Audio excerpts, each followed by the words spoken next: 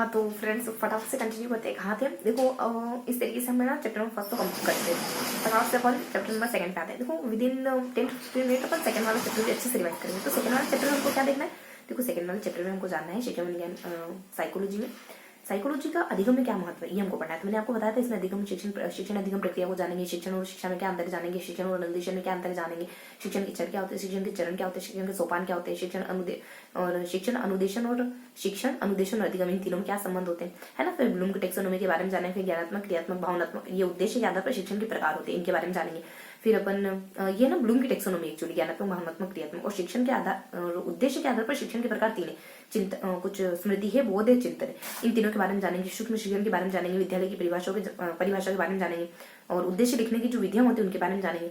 और इस तरीके से अपन है ना कुछ 7 से 8 टॉपिक को इसमें कवर करने वाले। तो फटाफट से शुरू करते हैं। देखो शिक्षण अधिगम की परिभाषा क्या है, शिक्षण अधिगम प्रक्रिया क्या होती है। कोई तो कहता है कि व्यवहार में परिवर्तन शिक्षण अधिगम कहलाती है, कोई कहता है कि दिशा निर्देश की प्रक्रिया शिक्षण अधिगम कहलाती है, कोई कहता है कि कुछ उद्देश्यों के अगर आपको उद्देश्य पता चल जाए तो आप में उत्सुकता पैदा हो जाती है। शिक्षण उद्देश्य पता होने पर शिक्षण में उत्सुकता पैदा हो जाती है। कोई इस तरीके से कहता है, कोई कहता है कि मार्गदर्शन की प्रक्रिया शिक्षण कहलाती है, कोई कहता है कि कम परिपक्व व्यक्ति अगर अधिक परिपक्व व्यक्ति से कुछ सीखता है तो उसी को शिक्षण कहते हैं। कोई कहता है कि ज्ञान, बोध और कौशल, ज्ञान, अभिरुचि और कौशल, इनको हासिल कर लेना ही शिक्षण कहलाता है। तो अलग अलग विद्वानों के द्वारा अलग अलग परिभाषा दी जाती है, ठीक है। तो रायंस के द्वारा और शक्ति किसके द्वारा, रायबर्न के द्वारा कहा जाता है कि ये विद्यार्थी की शक्ति का विकास करना है, शिक्षण विद्यार्थियों की शक्तियों को विकसित करना है। तो इस तरीके से ये परिभाषा अलग अलग अमुक विद्वानों के द्वारा दी जाती है। जैसे कि रायबर्न के द्वारा कहा जाता है शक्ति, बर्न यानी जलाने की शक्ति, मान लो आप में जलाने की शक्ति एक आशीर्वाद से। वही अपने कुछ बर्ड के द्वारा कहा जाता है दिशा निर्देश। और उसके बाद अपने एक बुका जती इंसाइक्लोपीडिया, उसके द्वारा कहा जाता है ज्ञान, कौशल और अभिवृत्तियों का एक जगह से दूसरी जगह स्थानांतरित होना, मतलब ये हासिल कर लेना शिक्षण कहलाता है। वही कहलाता है कि कम परिपक्व, अगर मोरिसन के द्वारा कहा जाता है कम परिपक्व व्यक्ति अधिक परिपक्व से कुछ सीख लेता है तो वही हमारा शिक्षण कहलाता है। क्लार्क के द्वारा कहा जाता है कि आपके व्यवहार में आपके व्यवहार में होने वाला परिवर्तन ही शिक्षण कहलाता है। और बस इस तरीके कुछ परिभाषा अपन देखते हैं। तो ये कुछ 5 से 7 परिभाषा थी जो ये बताती है कि शिक्षण अधिगम प्रोसेस होती क्या है, जो टीचर और बच्चे के दरमियान, टीचर और बच्चे के बीच में होती है, कक्ष के दरमियान, ठीक है। तो इस तरीके से हमने कुछ परिभाषाएं जानी, 5 से 7 परिभाषा जानी है ना। शक्ति है और परिवर्तन है और ज्ञान कौशल का अर्जन है, कम परिपक्व अधिक परिपक्व से कुछ सीखता है तो उद्देश्य पता होने पर हम उत्सुक हो जाते हैं। इस तरीके से हमने परिभाषा जानी। अब थोड़ा सा जानते हैं शिक्षा और शिक्षण क्या होता है। देखो शिक्षा क्या होती है, साधन, जबकि शिक्षण क्या उसको पाने का एक जरिया भर है। शिक्षा एक व्यक्ति को नैतिक है, सामाजिक है, दार्शनिक है, मतलब एक व्यक्ति के सर्वांगीण विकास में मदद करती है। जबकि शिक्षण क्या होता है, शिक्षण औपचारिक होता है, सिर्फ और सिर्फ स्कूल में होने वाला। और शिक्षण और शिक्षा औपचारिक और अनौपचारिक दोनों ही प्रक्रियाओं के अंतर्गत आती है। औपचारिक और अनौपचारिक दोनों ही तरीके से हो सकती है। और अनुदेशन, देखो अनुदेशन क्या, शिक्षण और अनुदेशन क्या होता है। शिक्षण का मतलब होता है एक जगह शिक्षण का मतलब होता है टीचर के द्वारा पढ़ाना, अनुदेश का मतलब होता है सेल्फ स्टडी करना। इस तरीके से समझो। तो शिक्षण ज्ञानात्मक होता है, भावनात्मक, क्रियात्मक भी होता है, जबकि अनुदेशन सिर्फ ज्ञानात्मक होता है। शिक्षण को एक बिग एस्पेक्ट माना गया है, जबकि अनुदेशन को एक छोटा एस्पेक्ट माना जाता है जो शिक्षण का एक हिस्सा भर होता है। तो ये बेसिक अंतर होता है इन दोनों में। शिक्षण के चर कौन से होते हैं, एक स्वतंत्र चर है, एक मध्यस्थ चर है, एक आश्रित चर। आश्रित चर बच्चा होता है, स्वतंत्र टीचर हो जाता है, और मध्यस्थ चर अपना पाठ्यक्रम हो जाता है। उसके बाद शिक्षण के चरण होते हैं, एक कक्षा में जाने से पहले, कक्षा में पढ़ाने के दरमियान और कक्षा में से निकलने के बाद। कक्षा में जाने से पहले आपको क्या पढ़ाना है, क्यों पढ़ाना है, कैसे पढ़ाना है, डिसाइड करोगे। कक्षा में जब रहोगे तब टीचिंग मटेरियल का इस्तेमाल करोगे, है ना। बच्चों को फीडबैक वगैरह दोगे, बच्चों की गलतियां पता करोगे, बच्चों का उपचार करोगे। जब कक्षा से बाहर निकल जाओगे तो टेस्ट के बारे में सोचोगे, मूल्यांकन के बारे में सोचोगे और देखोगे अगर बच्चों के अच्छे नंबर नहीं आ रहे तो देखोगे कहाँ कमी दे रही है, फिर सुधार करोगे। शिक्षण के सोपान भी होते हैं कुछ, है ना। शिक्षण के सोपान क्या हो सकते हैं। शिक्षण में सबसे पहले आप प्रस्तावना करते हो, देखो पीएम को से ध्यान रखोगे। सबसे पहले प्रस्तुतिकरण करते हो, बच्चों को मोटिवेट भी करते हो, फिर आपकी जो भी आप प्रिपेयर करके लाए उसको ऑर्गेनाइज करते हो, मतलब उसको संगठित रूप से बच्चों के सामने रखते हो। लास्ट में पीएम को, फिर सीओ से कंट्रोल, नियंत्रित करना, मतलब आपने जो पढ़ा है ना बच्चों को, अगर वो इतना आउटपुट नहीं दे पा रहा तो आप मेथड को चेंज करोगे। मूल्यांकन करने के बाद आपको पता चला कि इतना आउटपुट नहीं दे रहा तो आपके मेथड को चेंज करो। इसी को कहते हैं नियंत्रित करना। जो आप अप्लाई करें उसको कंट्रोल में भी रखो, अगर ठीक नहीं तो उसको रिप्लेस कर दो।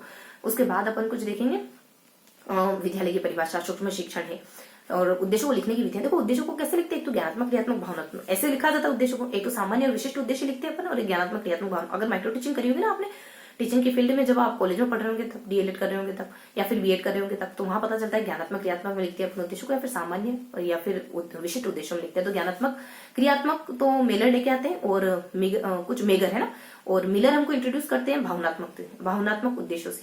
वही एक ग्रोनलैंड करके विद्वान होते हैं, वो सामान्य और विशिष्ट उद्देश्यों से हमको इंट्रोड्यूस करते हैं कि उद्देश्य को इस भांति भी लिख सकते हो। और कुछ इस तरीके से हमको पता चलता है अलग अलग विद्वानों से, मेलर से, मीगर से, ग्रोनलैंड से, के उद्देश्यों को इस तरीके से लिखा जाता है ना। मिलर सिर्फ एक भावनात्मक लिखा है, मेगर बाकी बचे दोनों भावनात्मक, क्रियात्मक और ज्ञानात्मक लेके आते हैं। और लास्ट में ग्रोनलैंड सामान्य उद्देश्य और विशिष्ट उद्देश्य, इस तरीके से ज्ञानात्मक, भावनात्मक, क्रियात्मक और सामान्य विशिष्ट उद्देश्य अलग अलग विद्वानों के द्वारा हमको बताया गया। वहीं विद्यालय की परिभाषा आ जाती है। कोई कहता है कि विद्यालय एक विशिष्ट माहौल है, ये जॉन डीवी के द्वारा कहा जाता है। विद्यालय एक चार दीवारी में एक समाज का प्रतिबिंब होता है, ये भी जॉन डीवी के द्वारा ही कहा जाता है। टीवी कहाँ रखते हो? चार दीवारी के भीतर रखते हो, घर से बाहर तो नहीं रखते हो। और जॉन टीवी ये भी कहते हैं एक विशिष्ट, जहाँ देखो टीवी चलती है ना, एक फिजा बन जाता है, एक माहौल बन जाता है, कुछ भी अच्छा से चल रहा हो तो, है ना। तो इस वजह से कहते हैं अपने आसपास का और अच्छा रखो, है ना, अच्छे लोगों के पास रहा करो, अच्छे लोगों से मेल मिलाप रखा करो। अब आगे देखते हैं और भी परिभाषा, जैसे कहते हैं कि संसद की जरूरत नहीं, फैक्ट्रियों की जरूरत नहीं, कार्यपालिका विधायपालिका की जरूरत नहीं, लेकिन एक विद्यालय की जरूरत है, ये बालकृष्ण के द्वारा कहा जाता है। और कोई कहता है, हमारे मुदारिया नायक कहते हैं कि हमको राष्ट्र को अच्छे विद्यालय देने चाहिए। कोई कहता है कि हमको विद्यालय तो वो स्थान है जो अच्छे लोगों के द्वारा सभ्य बच्चे बनाने के लिए निर्मित किया गया। तो कुछ लोगों के द्वारा सभ्य बच्चों का निर्माण करने के लिए विद्यालय का निर्माण किया जाता है। तो इस तरीके की परिभाषा भी देखने को मिलती है। तो ये बेसिक सी परिभाषा हो जाती है विद्यालय की। उसके बाद हम देखेंगे सूक्ष्म शिक्षण क्या होता है। देखो सूक्ष्म शिक्षण में आप सबसे पहले लेसन प्लान बनाते हो, मतलब लेसन प्लान करते हो कि मैं स्कूल कक्षा में बच्चे के सामने लेसन कैसे रखूंगी। उसके बाद आप कक्षा में सूक्ष्म शिक्षण कराने लग जाते हो, मतलब पाठ्य योजना बनाते हो। उसके बाद माइक्रो टीचिंग करवाने लग जाते हो। फिर आपकी बहुत सारी समीक्षाएं होती है और यही तीन पहलू वाला ये चक्र बार बार चलता रहता है जब तक आप सही से सीख नहीं जाते कि बच्चों को पढ़ाया कैसे जाता है। उसके बाद सबसे पहले कहाँ इंट्रोड्यूस किया, मतलब कौन लेके आया था इसको माइक्रो टीचिंग को, तो 19 एक सेकंड रुकेंगे ना थोड़ा सा इसको। हाँ, ओह माय गॉड, देखो कैमरा थोड़ा सा मूव हो गया, इसको वापस से अरेंज करेंगे। देखो ये मैसेजेस, हाँ तो अब देख लेते हैं फटाफट से। देखो तकनीक को भलाई में इस्तेमाल करना है, अच्छे कामों में इस्तेमाल करना है। अब देखो बातें तो सबको पता होती है, लेकिन एक बार जुबान पे लाया करो। उससे क्या होगा कि जब कानों तक जाएंगे ना, हमारी जुबान से होते हैं, जब कानों तक बातें जाती हैं तब ज्यादा इम्पैक्ट डालते हैं। वैसे तो सबको सब कुछ पता है, लेकिन फिर क्यों जरूरत हो जाती है किसी को कुछ बताने की जरूरत पड़ती है ना। इस वजह से हिचका मत करो, मतलब हिचकिचाहट मत महसूस करा करो कि ज्ञान झाड़ रही है ऐसे लगेगा, झाड़ो ज्ञान, है ना, ताकि आप जब बोलोगे तो खुद के दिल में भी अच्छाई पैदा होगी और जो सुनेगा उसके मन में भी अच्छाई पैदा होगी। कुछ तो अच्छा जाएगा, 1% भी, माइक्रो परसेंट भी अगर अच्छा हो पाता है ना तो मैं बोलूंगी अच्छा। इस वजह से आप भी यही थीम रखा करो, बोलो अच्छा, ताकि आपका खुद का और सामने वाले का दोनों का दिल साफ, है ना। तो कहाँ थे अपन, हम बात कर रहे थे, चाहे फिर थोड़ी बहुत उल्हाना झेलनी पड़ जाए तो झेल जाओ, क्या फर्क पड़ता है ना। आपको क्या ज्यादा सहन कर सकते हो, थोड़ी सी बुराई झेलना या फिर दूसरों का बुरा होते देना, दोनों में से क्या अच्छा है। थोड़ी सी बुराई झेल लो, क्या फर्क पड़ता है। यही तो कहेगी ज्यादा ज्ञान छाट रही, यही तो कहेंगे ना, बस सुन लेना, कोई दिक्कत नहीं। इससे कम से कम थोड़ा सा तो अच्छा हो पाएगा, थोड़ा इतना % भी हो पाए ना, करो।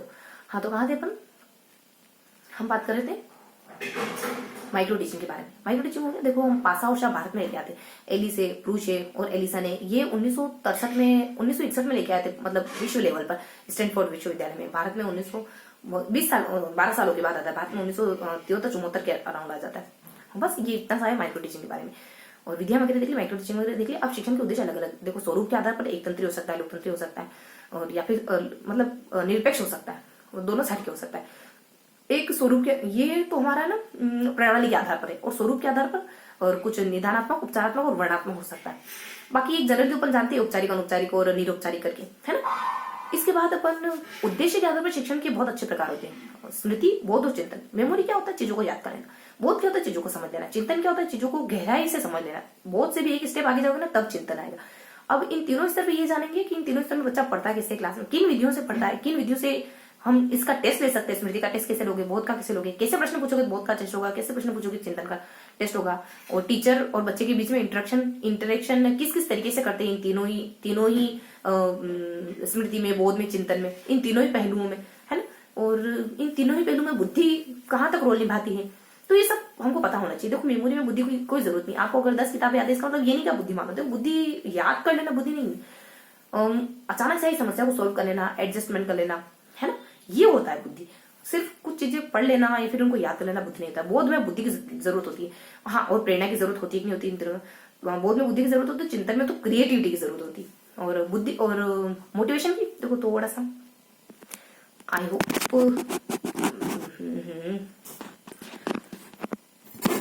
1 मिनट रुकेंगे ना, 1 मिनट, ठीक है। तो थोड़ा सा गैप के बाद वापस से मिलते हैं।